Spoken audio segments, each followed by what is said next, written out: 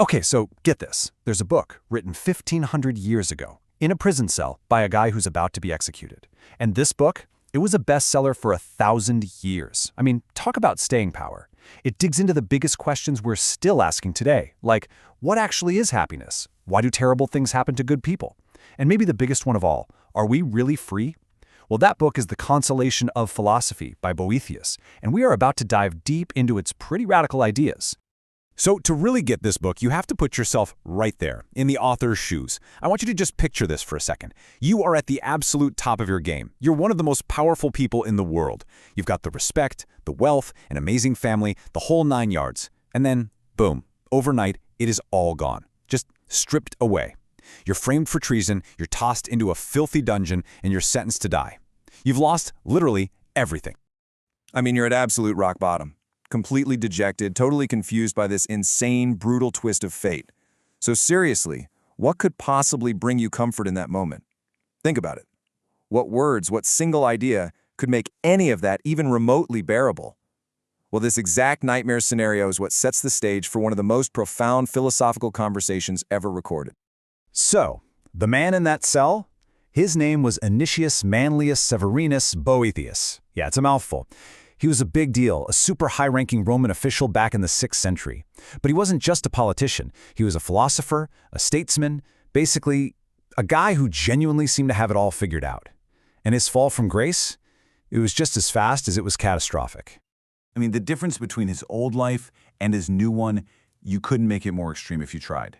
And it's right there, in this moment of complete and total despair, that he gets a visitor in his cell. But, it's not a guard. It's not a priest. It's this mysterious, awe-inspiring woman. And she introduces herself as Lady Philosophy. Now look, if you're picturing philosophy showing up to give him a hug and a shoulder to cry on, you need to think again. That's not her style. Her idea of consolation isn't sympathy, not at all. It's a cold, hard argument, a powerful, logical case designed to prove to Boethius that, actually, he has no real reason to be complaining, because his entire idea of what happiness is completely wrong. So her first move is to draw this really sharp line between two kinds of goods. On one hand, you've got the goods of fortune, riches, status, power. She says Boethius is crying over losing these things, but here's the kicker. They were never really his to begin with. They're fleeting. But then you have the true goods, things like virtue and wisdom. These are internal. They're part of who you are. And no one, absolutely no one, can ever take that away from you. So from her point of view, he's lost nothing of any real value. Okay, but Boethius isn't buying it just yet. He pushes back with a question that, let's be honest, still bothers all of us. He's like, okay, fine, but what about justice? Why do the bad guys seem to win all the time while good people suffer? And that's a powerful objection, right? Well, philosophy's answer to this is probably one of the most radical, mind-bending ideas in the entire book.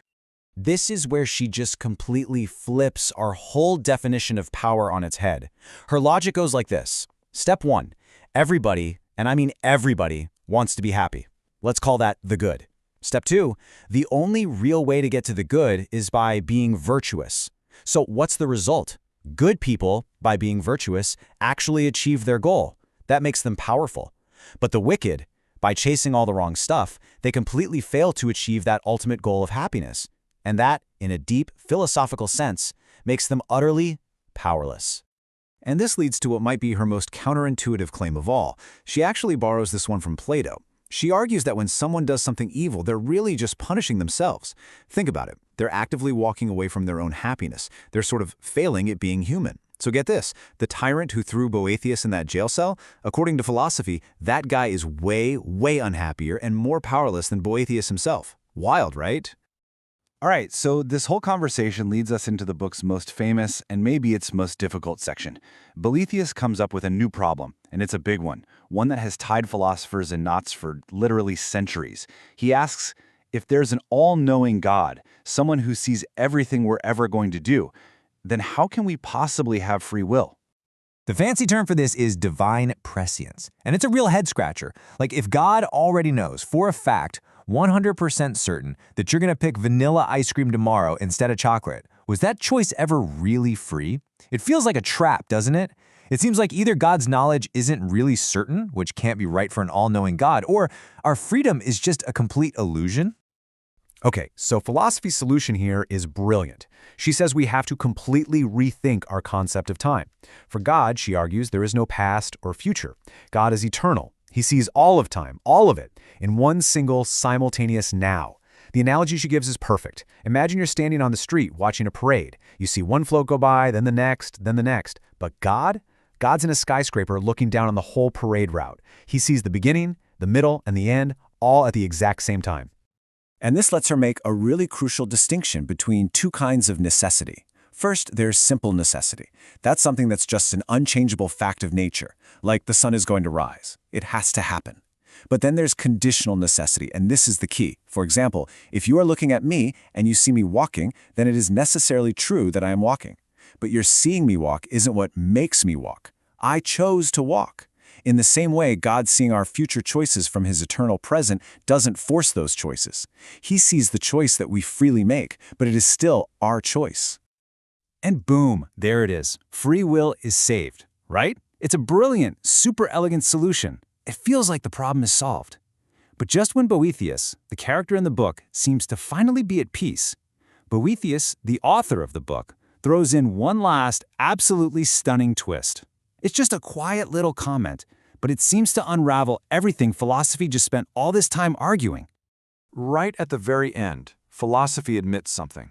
She concedes a point that Boethius had made earlier. He had said, it feels back to front to say that our actions down here in time are the cause of God's eternal knowledge. And she basically says, you're right, adding that God's knowledge sets the measure for all things. And with that one line, the idea of predestination comes roaring back. Because if God's knowledge causes our actions, instead of just witnessing them, then are we really free? And the book just ends. It doesn't resolve it. And that leaves us with the ultimate question of this whole book. Why end it like that, on such an ambiguous note? Was Boethius, who was a devout Christian, trying to show us the incredible power of human reason to solve life's deepest problems? Or was he doing the exact opposite? Was he intentionally showing us the precise point where reason hits a wall, the point where logic just isn't enough, and maybe something like faith has to take over?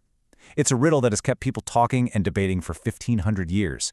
And it's what makes this book, written in a prison cell, a truly timeless journey into our search for meaning when we're faced with suffering.